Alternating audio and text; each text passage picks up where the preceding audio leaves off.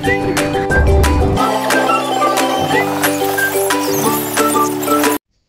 guys! Samahan niyo kami sa pagpunta namin sa Enchanted Kingdom. Are you ready? Let's go! Una, dahil tanghali na kami nagising at mukhang hapon na kami makakarating kapag nag-commute kami, nag-book na lang ako ng Grab from Cavite to Enchanted Kingdom. Nagdagdag na lang ako ng pang-toll gate para via SNEX ang daan at mabilis makapunta sa Enchanted. 11:05 na kami dumating. Pagdating namin, syempre, picture-picture muna sa harap ng EK. Then dahil mahaba ang pila, nag-purchase na lang ako ng ticket sa club. 1-2 original price niya, then naka-discount, naging 1,140 na lang per head. Pagpasok, syempre, picture-picture uli sa harap ng carousel.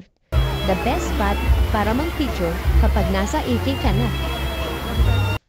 Okay! Start na tayo. Let's go! Saan tayo sasakay? Hanap mo na tayo masasakyan yun. Habang naglalakad ay una naming napansin ang Diso Magic. Mukhang nakakahilo kaya yung pamangkin ko umayaw na lang. Video nga kayo. Siya na lang daw mag-video sa amin. Tulad na nasa video, siya ang kumuha niyan mula sa malayo. Noong una nakakatakot syempre. Pero dahil na-encourage na lang ako sa tapang ng pamangkin kong si Clarence. Ayun, trinay namin. At nakakahilo talaga, pero nakaka-enjoy. Isa sa mga mas try na ride sa EK.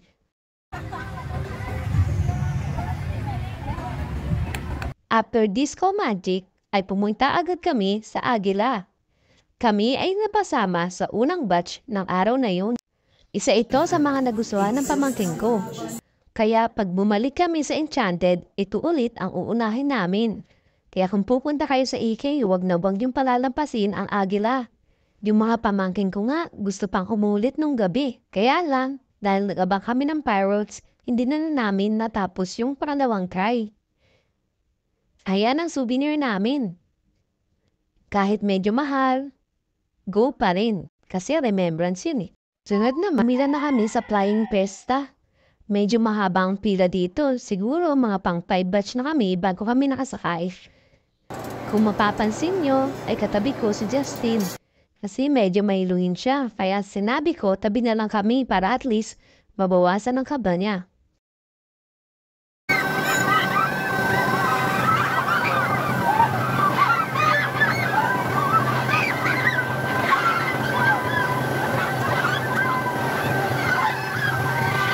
Nag-enjoy naman siya sa ride na ito, pero tulad ng sabi ko, may luhin nga siya.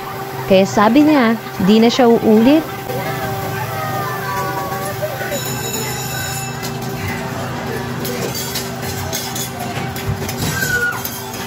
Then sinunod namin ang Bomb Car. Then Extreme Tower, na isa sa favorite namin. Nagutom na ang mga bagets, kaya kailangan na mag-lunch. Pero habang nag-lunch ay nakita ko si Clarence. Gusto niyan sumakay dun sa ride na to. Tapang Kaya solo siya. ako kumain ay hinayaan ko siyang sumakay at mag-enjoy dito.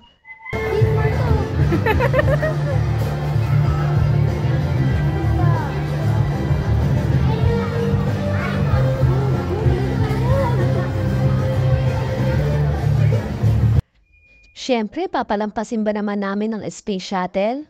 Ito na ang sinunod namin.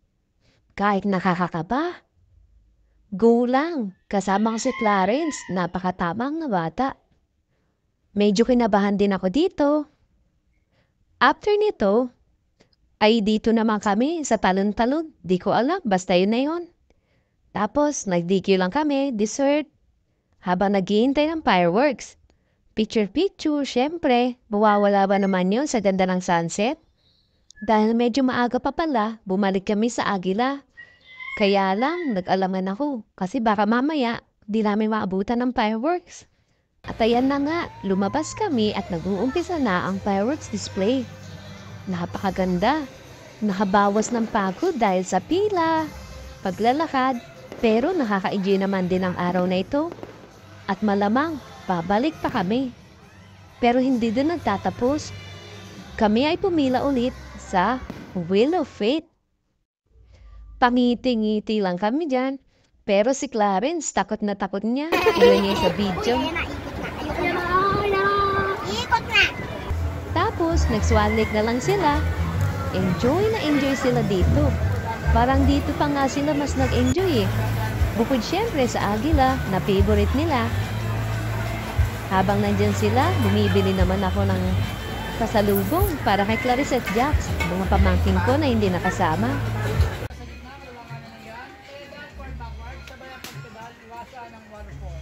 After nila dyan, pauwi na sana kami, pero nadaanan namin tong Blockbuster. Kaya lang, wala silang napanalunan. Yung isa lang natamaan. Yung isa, sablay naman. Kaya diretso uwi na talaga kami. Hanggang dito na lang. Sana nag-enjoy kayo sa pagsama sa amin. Paalam!